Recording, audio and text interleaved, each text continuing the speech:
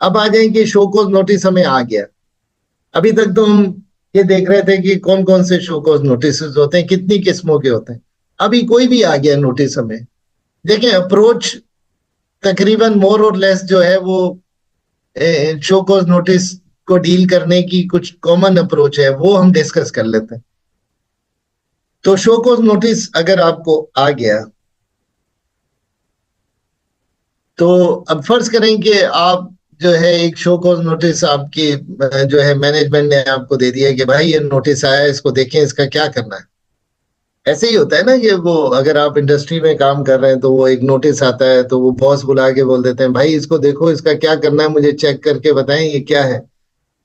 अगर आप उसको पहले डील नहीं कर रहे थे तो the first step is to check out कि whether there was some earlier correspondence on that show cause notice with the tax authorities, meaning thereby के शो को डायरेक्ट आया है या उससे पहले कोई एक जो है इंफॉर्मेशन सीक करने का नोटिस आया था, उस कॉन्टेक्स्ट के अंदर आपने कंप्लायंस नहीं की, या आपने अच्छा ये शो कोज की जो प्रीएम्बल होता है या जो फर्स्ट पैरा होता है उसमें वो रेफर भी करते हैं, अमूमन रेफर भी करते हैं कि हमने पहले नोटिस दिया था, उसका कोई जवाब नहीं दिया, और फिर जो है हियरिंग फिक्स की थी, उसमें आए या नहीं आए उसका भी पूरा एक वो फैक्चुअल पोजीशन को वाजे कर रहे होते हैं, और कभी नहीं भी कर रहे होते। इसलिए आपके ऊपर लाजिम है कि आप पहले ये चेक करें कि ये डायरेक्ट शो कोज आ गया है या पहले कोई करस्पॉन्डेंस हुई है, इससे पहले कोई नोटिस आया था तो उसकी हमने कंप्लायंस की थी तो किस तरह की थी, क्या कमी रह गई थी उसकी, ये सारी फैक्ट फाइंडिंग एक्सरसाइज करें, क्योंकि ये बहुत रेलेवेंट होती है। इसी से फिर शो कॉज के अंदर आपका केस जो है वो खड़ा होना शुरू होता है कि अगर बिल फर्ज शो कॉज में लिखा हुआ है कि आपने कोई कंप्लायंस नहीं की और आपने की हुई है कंप्लायंस, तो आपको फौरी तौर पे एक आर्ग्यूमेंट मिल जाता है कि देखें ये आप गलत कह रहे हैं, हमें नोटिस आया था, हमने रिकॉर्ड प्रॉपर आपको जमा कराए, आपने रिकॉर्ड को देखा ही नहीं है, और आप ऊपर से ये लिख रहे हैं अपने रिप्लाई में कि हमने कंप्लायंस नहीं की, और ये हमारे पास जो है एक नॉलेज कॉपी मौजूद है जो हमने लेटर आपके दफ्तर में जमा करवाया है।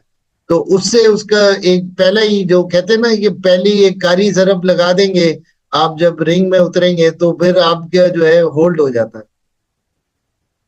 तो ये कि पहला फर्स्ट स्टेप आप ले लें। अच्छा, फिर आप शो कॉज नोटिस को अब आ जाएं, इसका एक टेक्निकल एवेलुएशन करें, यानी एक देखें कि लीगली ये नोटिस जो है जो सर्व हुआ है और जो लॉ की रिक्वायरमेंट है उसको मीट करते हुए ये सारी प्रोसीडिंग इनिशिएट हुई है, या देयर इज सम डेफिशिएंसी। आपने वो डेफिशिएंसी को पकड़ना है, आपने शो कॉज नोटिस का एक टेक्निकल जायजा लेना है पूरा, ठीक है जी। और उसके ऊपर मुख्तलिफ आपने, अब आप समझ लें कि वो शो कॉज नोटिस जो है आपकी लेबोरेटरी के अंदर आ गया है, अब आप उसके ऊपर मुख्तलिफ टेस्ट करेंगे कि ये जो है एसिड है या जो है कोई और केमिकल है, या जैसे लेबोरेटरी में टेस्ट करके देखते हैं ना, पता चलाते हैं कि ये है क्या चीज। तो एक टेक्निकल आपने इसका जायजा लेना है। तो ये टेस्ट क्या होते हैं, देखिए सबसे बड़ा टेस्ट तो होता है टाइम लिमिटेशन का। ये शो कॉज नोटिस इशू करने की टाइम लिमिटेशन हर लॉ के अंदर, हर टैक्स स्टैच्यू में दी हुई होती है, इनकम टैक्स में भी है, सेल्स टैक्स में भी है। यानी शो कॉज नोटिस कभी भी ऐसे नहीं होता है कि वो आप जब दिल चाहे उठा के दे दें, जिस पीरियड का मर्जी दे दें। लॉ में एक टाइम पीरियड, आपकी टैक्स ऑफिसर की एक बाउंड्री फिक्स की गई है कि इस पीरियड से बाहर वो नहीं जा सकता। जैसे इनकम टैक्स में आपको पता है कि टैक्स ईयर 2018 जो है पिछले साल 30 जून को लैप्स हो गया था। अब टैक्स ईयर 2018 का कोई शो कॉज नोटिस अगर इशू करेगा ऑफिसर, तो वो टाइम बार्ड होगा, उसके ऊपर उस कुछ करने की जरूरत नहीं है, उसको जाके समझाएं कि भाई ये टाइम गुजर गया, 30 जून 2018 तक आप टैक्स ईयर 2018 का कर सकते थे, अब 1 जुलाई 2019 से जो है आप जो है पिछले 6 साल अगर लेंगे तो उसमें 2018 नहीं आएगा। तो इसी तरह अब जो 30 जून 2025 आएगा तो 6 साल पीछे जाएंगे तो 2000 टैक्स ईयर 2019 भी खत्म हो चुका होगा।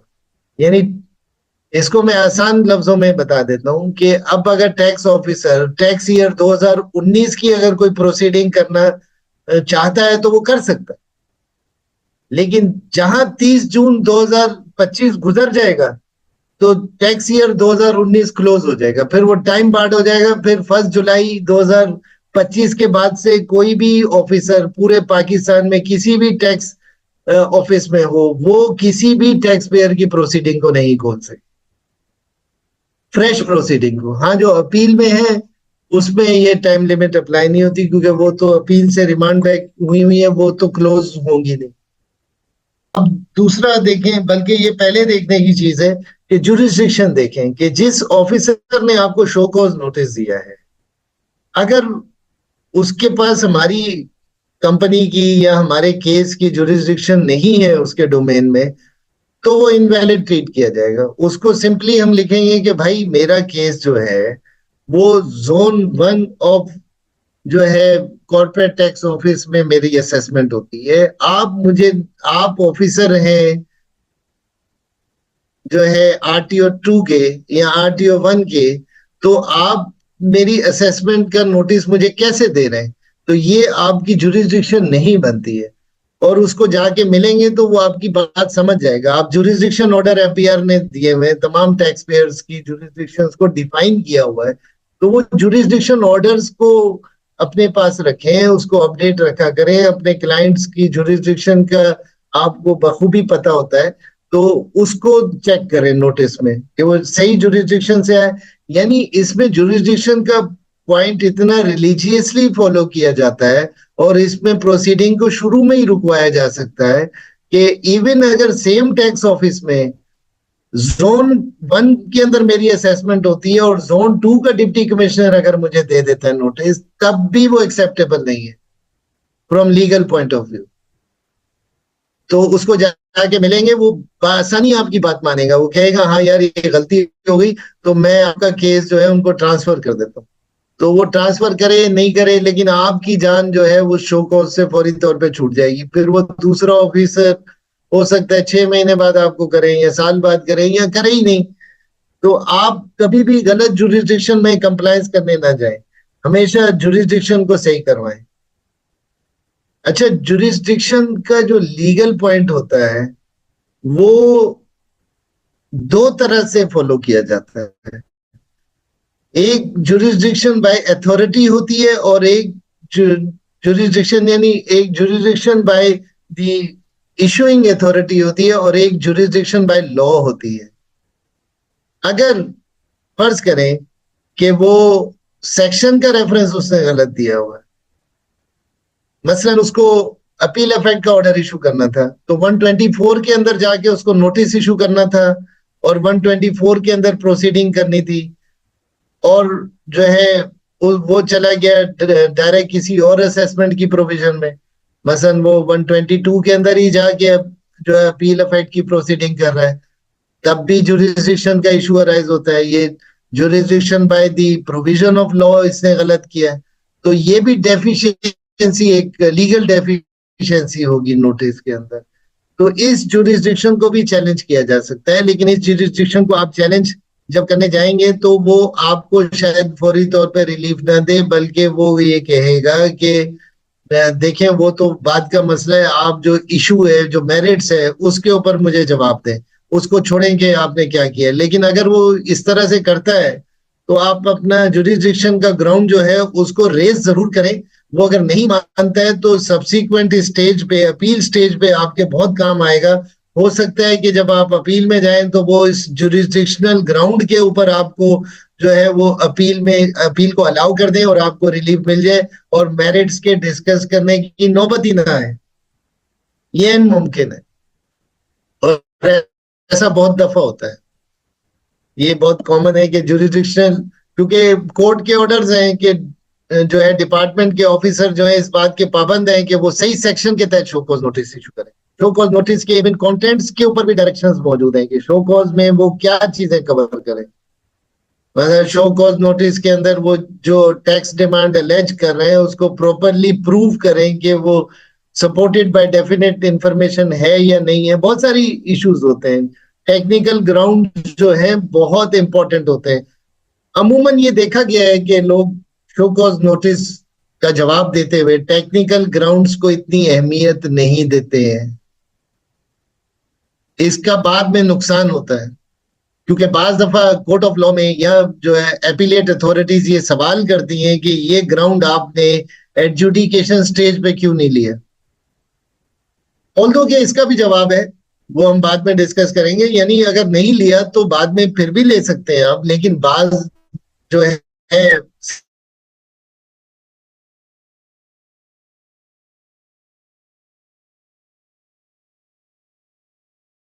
सवाल किया जाता है अमूमन एपीलेट के जवाब में क्यों नहीं फाइल किया। तो इसलिए शोकोज का रिप्लाई जो है वो बनाना और उसका जवाब देना is highly technical job which requires a very strong skill set on the part of tax consultant or the person who is involved in adjudication work। तो इसका बहुत ख्याल रखें, ये बहुत ज्यादा इंपॉर्टेंट है। अच्छा, फिर डेफिनेट इंफॉर्मेशन का जो कैनोटेशन है इनकम टैक्स में बहुत ज्यादा यूज होता है, सेल्स टैक्स में भी इसकी बेसिस पे आप जो है क्वेश्चन रेज कर सकते हैं ऑफिसर को कि भाई आपने एक जो एलिगेशन लगाया है। देखिए, फिर कोर्ट के बहुत सारे जजमेंट्स में ये कहा गया है कि ऑफिसर कोई रोविंग इंक्वायरी नहीं कर सकता, यानी हवा में तीर नहीं चलाएगा। वो ड्यूटी बाउंड है कि वो जो भी एलिगेशन लगा रहा है टैक्स पेयर पे उसकी कोई बेसिस हो, उसकी कोई उसके पास कोई कॉगेंट रीजन हो, कोई एविडेंस ऐसा हो जिससे वो जो इल्जाम लगा रहा है, क्योंकि show cause notice is just like framing allegations, there is no concrete evidence. ये आप कोई चीज प्रूव नहीं करते ना, आप प्रूव करने के पाबंद है, आप प्रूव करने की कोशिश करते हैं, आप एक एलिगेशन फ्रेम करते हैं और वो किसी एविडेंस की बेसिस पे आप फ्रेम करते हैं। वो सही भी हो सकता है, गलत भी हो सकता है, लेकिन ऐसा एलिगेशन जिसकी सपोर्ट में आपके पास कोई डेफिनेट इंफॉर्मेशन ही नहीं है, कोई एविडेंस ही नहीं है, तो वो तो एक रोविंग इंक्वायरी है। एक रोविंग इंक्वायरी मींस के जैसे आप खाली जगह पे चप्पू चला रहे आसान अल्फाज में मैं कह देता हूँ कि यानी हवा में तीर चला रहे। तो इसकी इजाजत नहीं है टैक्स ऑफिसर को। आप उसको याद दिलाएं, कोर्ट का ऑर्डर उसको लाके दिखाएं, देखिए शो कॉज नोटिस में ये कोर्ट के ऑर्डर्स हैं कि ये आपने प्रूव करना है। ये आप ऐसे ही एक हवा में बात कर रहे हैं, आप नॉन स्पीकिंग ऑर्डर भी पास नहीं कर सकते। आप जो है बगैर डेफिनेट इंफॉर्मेशन के आप जो है ना जो है सबसेक्शन 5 के तहत शो कॉज इशू कर सकते हैं, subsection 5 of section 122 amendment in assessment, और ना 5A के तहत। 5A के तहत चले फिर भी कुछ गुंजाइश है, लेकिन उसमें भी बहुत सारे केस लॉज हैं कि डेफिनेट इंफॉर्मेशन वहां पे भी रेलेवेंट है। और ये डेफिनेट इंफॉर्मेशन सेक्शन 122 में अगर आप एक्सप्लेनेशन देखेंगे तो वहां डिफाइन भी किया हुआ है कि डेफिनेट इंफॉर्मेशन किसे कहते हैं। मैं आसान अल्फाज में बता देता हूँ, जो आपके अकाउंटिंग रिकॉर्ड से जो है अराइज हो रही हो, जो आपके किसी डॉक्यूमेंट से अराइज हो रही हो, इस तरह का कोई डॉक्यूमेंट अगर टैक्स ऑफिसर के हाथ लगा है थर्ड पार्टी इंफॉर्मेशन के तौर पे, या किसी भी तरह उसके पास कोई ऐसा डॉक्यूमेंट है जिससे कोई जो है एवेजन ऑफ टैक्स या शॉर्ट पेमेंट ऑफ टैक्स जो है वो निकल के सामने आ रही है, तो वो आपको शो कॉज कर सकता है। अनफॉर्चुनेटली डिपार्टमेंट इसका ख्याल नहीं रखता है। ठीक है, डिपार्टमेंट जो है चूंकि प्रेशर ऑफ वर्क या उसके पास जो है इतना वो होता है कि वो अक्सर औकात जो है वो नॉन स्पीकिंग ऑर्डर या डेफिनेट इंफॉर्मेशन का सहारा लिए बगैर जो है वो शो कॉज नोटिस और ऑर्डर्स वगैरह पास कर रहे होते हैं। तो इसलिए ये ग्राउंड्स बड़े अहमियत रखते हैं, क्योंकि कोर्ट ऑफ लॉ में ये डिपार्टमेंट के केस को कमजोर कर देते हैं। और वहां पे आपको अगर मेरिट्स पे आपका केस कमजोर भी है तो वहां लीगल ग्राउंड अगर आपके स्ट्रांग है तो फिर भी आपके केसेस में जीतने के चांसेस हो जाते हैं। अच्छा, फिर एक लैटिन टर्म है ऑडी ऑल्ट्रम पैट्रम और ऑडी ऑल्ट्रम पार्टम। ये कहते हैं कि प्रॉपर अपॉर्चुनिटी ऑफ हेयरिंग दी जाए। अगर डिपार्टमेंट आपको प्रॉपर अपॉर्चुनिटी ऑफ हेयरिंग नहीं दे रहा है, आपको सुन नहीं रहा सही तरह से, आपकी बात को जो है वो हेयरिंग का मौका प्रॉपर नहीं दे रहा, तो आप इसको भी ग्राउंड में ले सकते हैं कि देखें हमें हमारे एक्सप्लेनेशन पे आप कोई रिबटल भी नहीं दे रहे हैं, कोई डिस्क हेयरिंग के अंदर भी आप डिस्कस नहीं कर रहे, तो ये आप गलत तरफ जा रहे हैं। आप उनको बता सकते हैं। शो कॉज के अंदर कि ये हमें प्रॉपर अपॉर्चुनिटी नहीं दी जा रही है। और इसी तरह जो है डिपार्टमेंट एक मेंसरिया की भी लेटेंट टर्म है, ये यूनानी इस्तिलाहत है, लीगल इस्तिलाहत कहते हैं इसको, ये लीगल टर्म्स होती हैं लेटिन उसमें। मेंसरिया भी बड़ी कॉमन है कि मेंसरिया कहते हैं कि जानबूझ के गलती करना।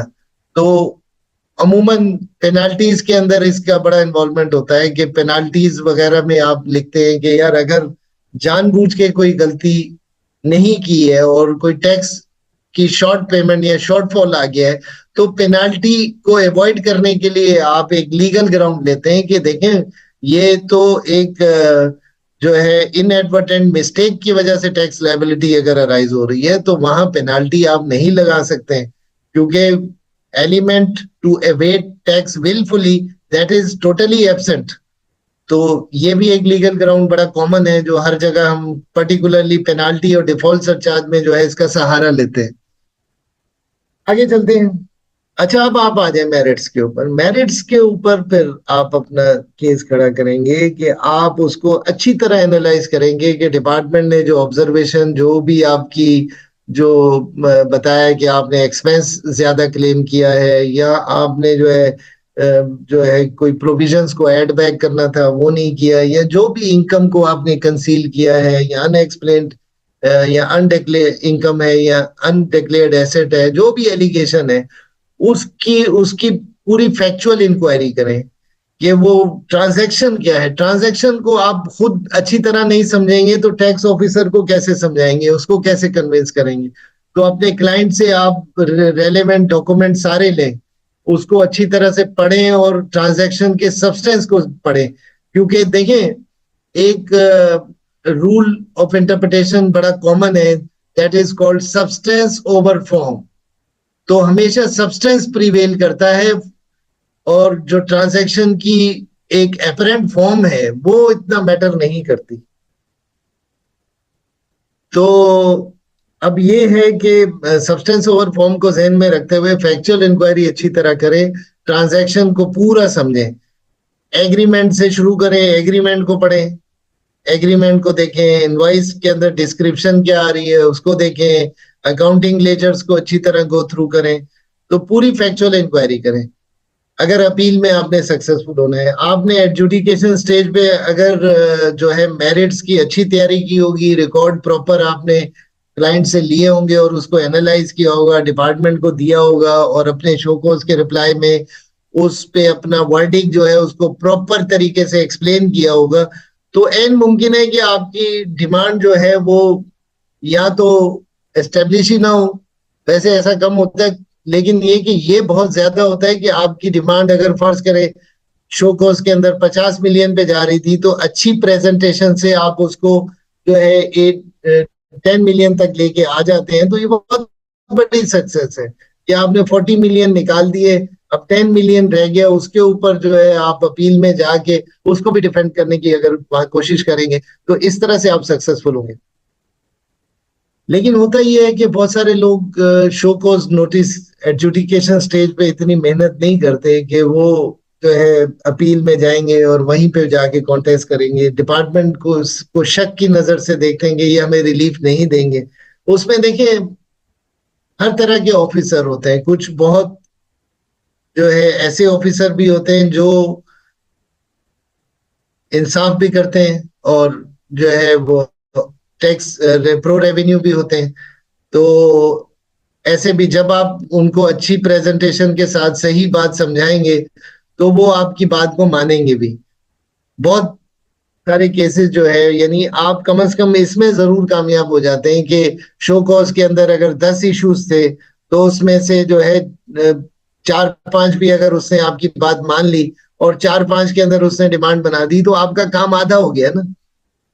तो इसलिए शो कॉज नोटिस को बड़ी केयरफुली और बहुत वाइजली हैंडल करने की जरूरत होती है। तो अच्छा, फिर नेक्स्ट बुलेट पे आए। ये मैंने बता दिया, rule of substance over form is very important. तो दैट्स व्हाई आई रिकमेंड के you must always make your factual inquiry in very details. अच्छा, फिर ensure timely compliance with documentation. अच्छा, अब इसमें ये होता है कि हम शो कॉज नोटिस आता है, उसमें एक्सटेंशन लेना शुरू कर देते हैं, वो क्लाइंट जो है डॉक्यूमेंट नहीं दे रहे होते, उसकी वजह से तो एक्सटेंशन चले, एक दफा ले लें, दो दफा ले लें, लेकिन बार बार एक्सटेंशन लेने से फिर ये रिस्क होता है कि एक्स पार्टी ऑर्डर हो जाएगा। यानी एक्स पार्टी ऑर्डर क्या होता है कि बगैर जो है वो अपॉर्चुनिटी ऑफ हेयरिंग उसने दी, और फिर अपना खुद ही उसने जो है, चूंकि आप जवाब नहीं दे रहे थे तो उसने अपने ऑर्डर में लिख दिया कि मैंने हेयरिंग के लिए फला फला तारीखों को इनको बुलाया लेकिन ये नहीं आए, और इससे ये जाहिर होता है कि इनके पास कहने के लिए कुछ नहीं है। तो लिहाजा मैं जो शो कॉज में एलिगेशन था उसी को दुरुस्त समझते हुए जो है इतनी इतनी डिमांड जो है इन पे एस्टेब्लिश करता हूँ, और ये वो आपका ऑर्डर पास कर दे। अब यहाँ पे कोऑर्डिनेशन इज द की। अगर आपके पास शो कॉज नोटिस आ गया और आपने क्लाइंट उसका एक एवेल्युएशन करके आपने क्लाइंट से बोल दिया कि यार ये इंफॉर्मेशन मुझे आप दे दें, फौरन प्रोवाइड करें, आप उससे चेज करें, फॉलो अप करके इंफॉर्मेशन निकलवाएं, और इन द मीन टाइम आप शो कोर्स के लीगल जो जवाब है उसको तैयार कर लें, और जैसे ही रिकॉर्ड आता है फिर आप मेरिट्स को भी एवेलुएट करके अपना जवाब बनाएं। लेकिन दूसरी साइड पे आप डिपार्टमेंट के साथ कोऑर्डिनेशन रखें। ऐसा नहीं है कि आईआरएस पे आपने एक्सटेंशन फाइल कर दी, अब आप खामोशी से बैठे हुए हैं कि जी उसने देख लिया होगा। नहीं, बार दफा वो स्किप कर देते हैं, वो नहीं देखते, और एक्स पार्टी ऑर्डर होने का चांस होता है। आप हेयरिंग में जाएं और फिजिकल एडजॉर्नमेंट भी फाइल करें।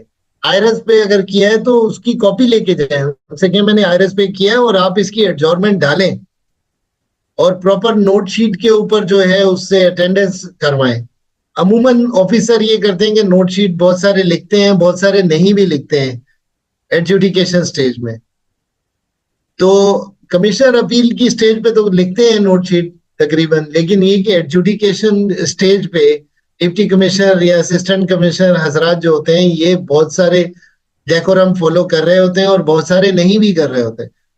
तो उसमें भी चेक किए कि जहां पे आप हेयरिंग करके आए हैं और आपने एडजॉर्नमेंट की रिक्वेस्ट डाली है, और आपने उससे कहा कि सर मेरे साइन तो ले लें नोट शीट पे, और उसने कहा नहीं उसकी जरूरत नहीं है, वो आपको ये बोलेगा। अब आप उसको इंसिस्ट तो कर नहीं सकते, लेकिन आप चाहते ये हैं कि यार ये डेकोरम फॉलो करे।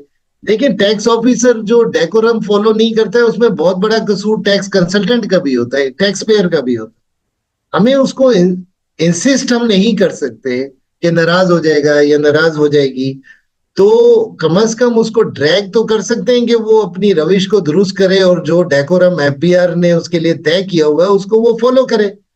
हमें उसको याद दिलाने की जरूरत नहीं होनी चाहिए, बल्कि ये कि उसको खुद से करना चाहिए। अब इसका तोड़ क्या है?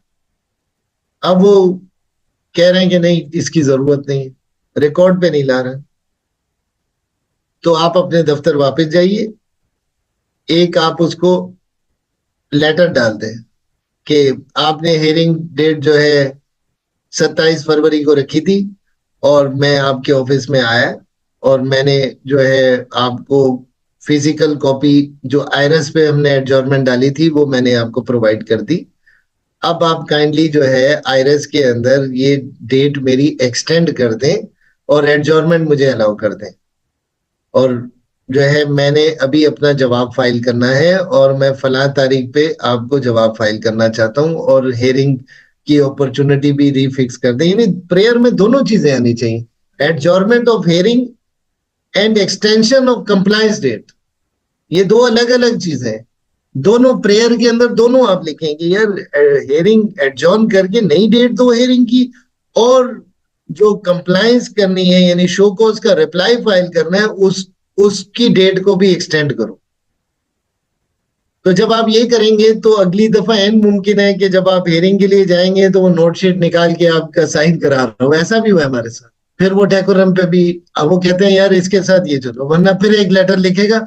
अच्छा, उसमें बाज दफा ऐसा भी होता है, ये हमेशा नहीं करना चाहिए, जहां पे कोई टेढ़ा ऑफिसर हो जो आपको आपको समझ आ जाए कि यार ये कोई मुझे रिलीफ देने वाला नहीं है बल्कि ये किसी और चक्कर में लग रहा है, ये कोई और तरफ जा रहा है।